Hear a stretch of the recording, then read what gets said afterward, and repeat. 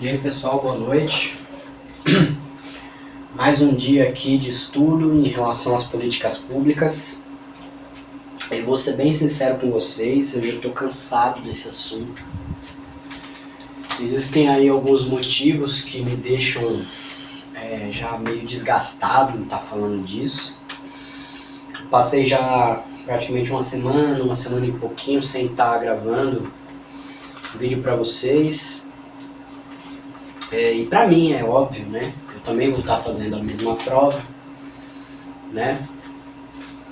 Cheguei até a ficar um pouco contente quando eu vi nesses últimos dias que temos aí mais ou menos uma relação de 100 e pouquinhos candidatos por vaga, né? Só que esse assunto, gente, de política pública, de política em si, pelas atuais circunstâncias do país, né, e que afetam a vida da gente, muitas das vezes a gente nem presta atenção nisso, mas afetam gravemente, né, você fica meio desiludido, sabe, meio cansado, né, eu já tô aí nessa pegada de concurso já há um baita tempo, e eu tô meio cansado de lutar, cansado de correr, cansado.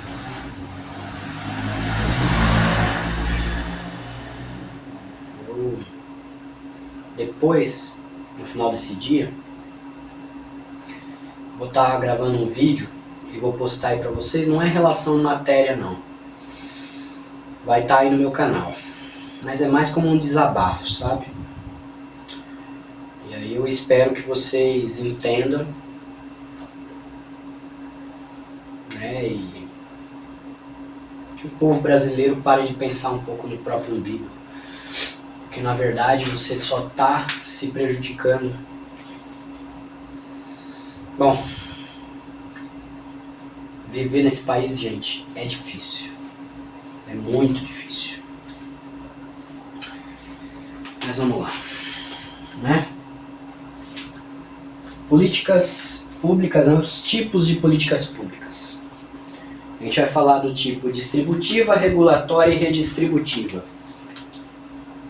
Só que antes de a gente entrar em relação a esse detalhamento, como a gente já fez aí nos outros vídeos, na leitura da apostila da Luana e tal,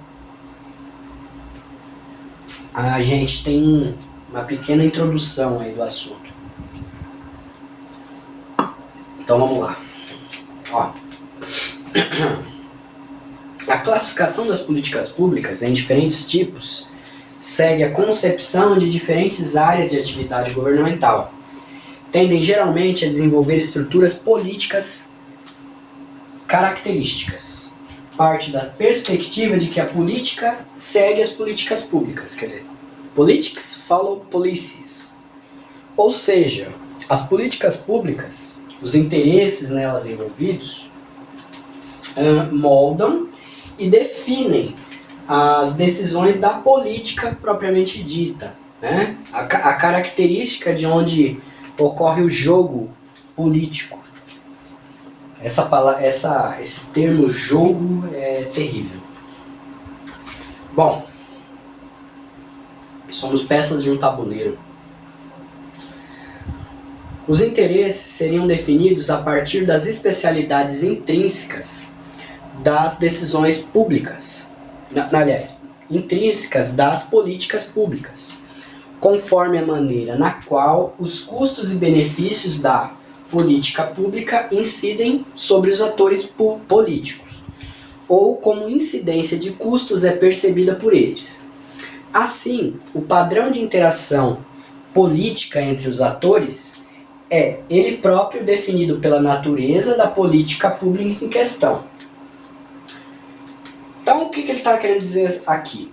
É óbvio que se você tem dentro da arena política, né, aquele jogo da política, aquele jogo legal, né, saudável, salutar, sem nenhum tipo de vantagens, enfim, né, SQN, né, hashtag SQN,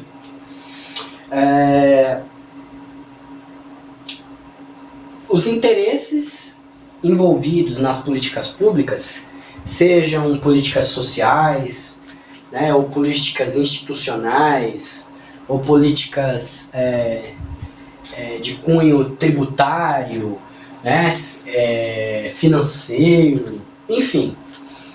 Quando existe aquela gama de interesses em cima da política pública, é óbvio que dentro do jogo político, por meio dos apoios, né, por meio das influências que a gente viu anteriormente, toda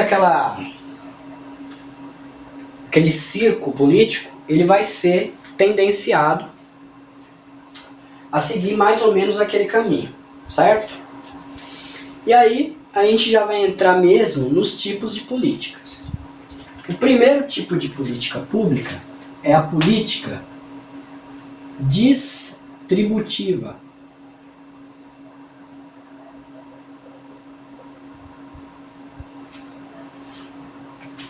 Política distributiva. As políticas distributivas são as políticas de alocação de recursos.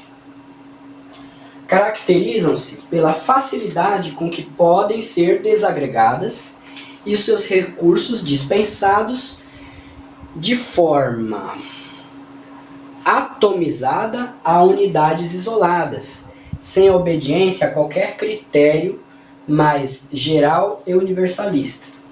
Em geral, as políticas distributivas beneficiam um grande número de destinatários. Todavia, em escala pequena. São políticas individualistas, em que há uma multiplicidade de interesses, de possibilidades de acesso, o que reduz as chances de conflito. Envolvem decisões tomadas pelo governo que desconsideram a questão dos recursos limitados. Além disso, são caracterizadas por um baixo grau de conflito dos processos políticos, visto que essas políticas só parecem distribuir vantagens e não acarretar custos diretamente percebíveis para outros grupos. Nas políticas distributivas, é marcante a presença do consenso e da indiferença amigável. O relacionamento dos atores assemelha-se ao de não interferência mútua, segundo o qual é adequado que cada um procure benefícios ou favorecimento para si próprio, mas é inadequado e injusto opor-se aos favorecimentos ou benefícios buscados por outro. As políticas distributivas envolvem atividades governamentais nas quais os favorecidos e os não favorecidos, os beneficiados e os não beneficiados, nunca precisariam entrar em confronto direto. Os desfavorecidos, nesse caso, sequer podem ser identificados como grupo. Uma coalizão fundada nessas bases não se molda no conflito. Ao contrário, compõe-se de membros que não têm nada em comum. A estrutura dessas relações de assistência mútua, envolvendo favorecimento ou benefícios em troca de votos ou de apoio eleitoral, conduz, tipicamente, ao Congresso Nacional, onde se pode perceber uma estruturação relativamente estável, na qual todos se apoiam mutuamente. Outro exemplo são iniciativas caracterizadas pela patronagem e pelo clientelismo, o termo pork barrel, em que benefícios individuais são trocados por apoio político. As questões distributivas individualizam e restringem o conflito, oferecendo bases para coalizões altamente estáveis. As arenas distributivas são aquelas em que domina um padrão pluralista, no qual, em princípio, todos os atores são equivalentes, ou seja, todos têm chances de obter a decisão que lhe seja mais favorável. Bom, de tudo isso aqui, gente, que eu falei para vocês nesses últimos minutos, né, eu preferi estar fazendo a leitura do texto, de toda essa parte do texto na íntegra, para poder estar passando para vocês em relação à conclusão, né? Porque na realidade o que a gente precisa saber é entender, como a gente já falou 1000 vezes, né? Muito embora tem coisas que você tem que entender para saber na sujeira que você está se metendo. Mas enfim. A relação é o seguinte. Política distributiva, política pública distributiva, ela beneficia várias pessoas. Talvez por isso até do próprio nome dela. Ela é uma política pública que distribui, mas vai distribuir o quê? Né? Eis a questão. Ela distribui, por exemplo, né? Eu não queria entrar nesse mérito, né? É um mérito de cunho pessoal, mas eu vou ter que entrar com vocês para poder explicar. Mas eu vou tentar ser aí o mais profissional possível, porque eu creio que esse não seja o momento de eu estar falando certas coisas nesse canal. Mas eu vou falar. A questão é a seguinte. Por exemplo, as bolsas, né? Que atualmente elas foram todas concentradas em uma única bolsa. E não é a bolsa de valores. É aquelas bolsas de cunho social. Abre aspas. Abre e fecha aspas. Bolsa Família. Você tem um certo recurso. Esse recurso, ele é limitado. Mas você vai querer fazer com que essa política pública ela atinja um grande número de destinatários. Todavia, em escala pequena. Por quê? Porque se você tem um recurso que é delimitado, quanto mais você divide ele, quanto mais você dividir, a cota parte para cada um dos beneficiários vai ser cada vez menor. Por quê? Porque não tem de onde tirar mais recursos, certo? São políticas individualistas, em que há multiplicidade de interesses e de possibilidades de acesso, o que reduz as chances de conflito. É óbvio, né? Todos esses programas sociais, ou pseudo-sociais, FIES, ProUni, sei lá o que, né? Ciência Sem Fronteiras. Eu até respeito quem participe desse tipo de programa, afinal de contas, essa pessoa não está fazendo nada de legal, né? E nem imoral. Eu acredito que em relação à isonomia, quem está sendo imoral é o próprio governo. Mas tudo bem. Na realidade, como você tem N programas pseudo-sociais, né? Tanto as bolsas quanto essas bolsas de estudos, enfim, né? Dificilmente você vai ter um conflito de interesse muito direto, em questão de que aquele está sendo beneficiado em depreciação da minha pessoa, por exemplo. Como muitas vezes a gente já viu pessoas pensando dessa forma, né? Mas isso é uma coisa muito mais complexa. Muito mais complexa.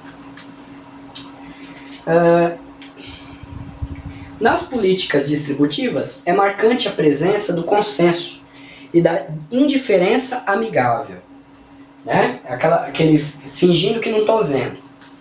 As políticas distributivas envolvem atividades governamentais nas quais os favorecidos e não favorecidos, beneficiados e não beneficiados, nunca entram em conflito. Porque seja direta ou indiretamente, talvez você esteja sendo beneficiado, né, por essas políticas públicas. E aí você consegue ter um domínio maior do grupo. Vamos lá. Atividade tal. Como grupo. Tá. Uma coalizão fundada nessas bases não se molda no conflito. Ao contrário, compõe-se de membros que não têm nada em comum. A estrutura dessas relações de assistência mútua, envolvendo favorecimento ou benefícios em troca de votos ou de apoio eleitoral. Gente. Você acha, gente, que isso aqui é o quê?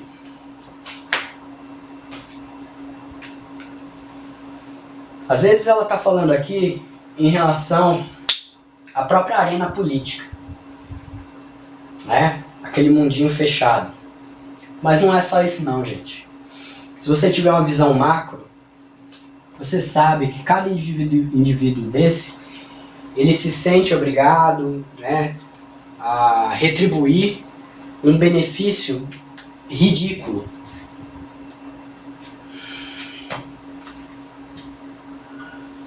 Bom,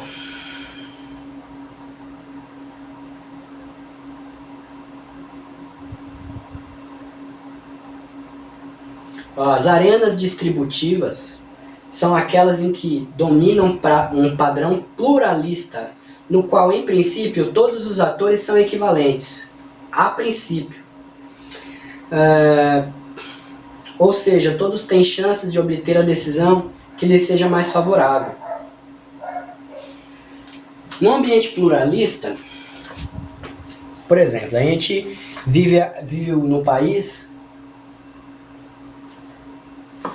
no qual você tem um tal do negócio chamado pluripartidarismo, certo? Só um instante aí, gente, que eu estou atrás de um paninho aqui para apagar a luz.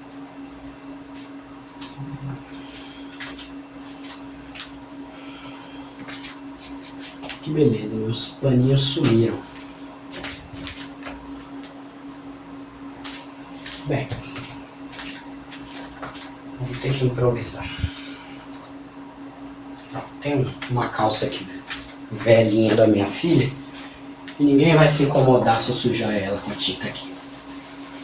Esse negócio de pluripartidarismo leva aqui a você ter uma arena política teoricamente com uma diversidade de ideologias, né? E tem um negócio que a gente já ouviu falar alguma vez na vida, chamado Torre de Babel, onde todos falavam a mesma língua, e aí quando teve o negócio da Torre de Babel, Deus veio e aí criou todas as outras línguas, aí as pessoas não começavam a não se entender umas com as outras, e foi cada um pro seu canto viver ali na sua cultura, né? Quando você vive num ambiente pluripartidarista,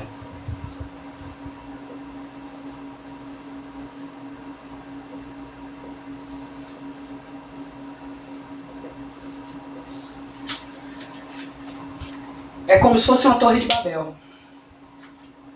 Na teoria, ninguém se entende. Os Estados Unidos, o que você tem nos Estados Unidos? Você tem dois partidos, é um sistema bipartidário, republicano e democrata. E aí você tem as prévias, né? Cada partido apresenta os seus pré-candidatos, é o que a gente está cansando de ver aí na televisão, Hillary, Donald Trump, enfim. Eles vão debatendo nos estados e tal, e cada estado vai escolhendo ali quem mais o agrada. Mas aí você tem uma perspectiva geral igual para todos aqueles candidatos do mesmo partido, e aí você vai escolher um para ser candidato à presidência. Só que a ideologia geral é a mesma, cada um com o seu ponto de vista, mas seguindo aquela mesma aquele mesmo trilho. E aí você consegue manter um padrão mais homogêneo de governo. Isso aqui não presta, isso aqui não serve, né? Mas eu não vou entrar no mérito político com vocês, porque não é meu objetivo. Mas é que nesses dias, gente, eu tô meio revoltado, sabe? Mas tudo bem, não vai adiantar nada mesmo, né? Fazer o quê? Bom, então basicamente é isso.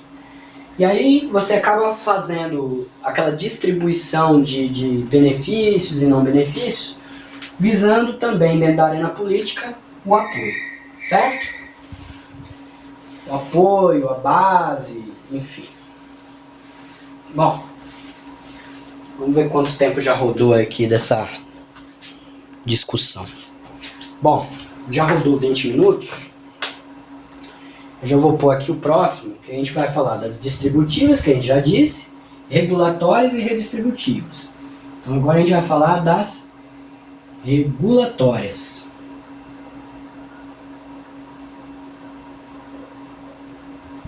Tá? Vou dar uma descarregada no vídeo aí e a gente toca o barco. Até já!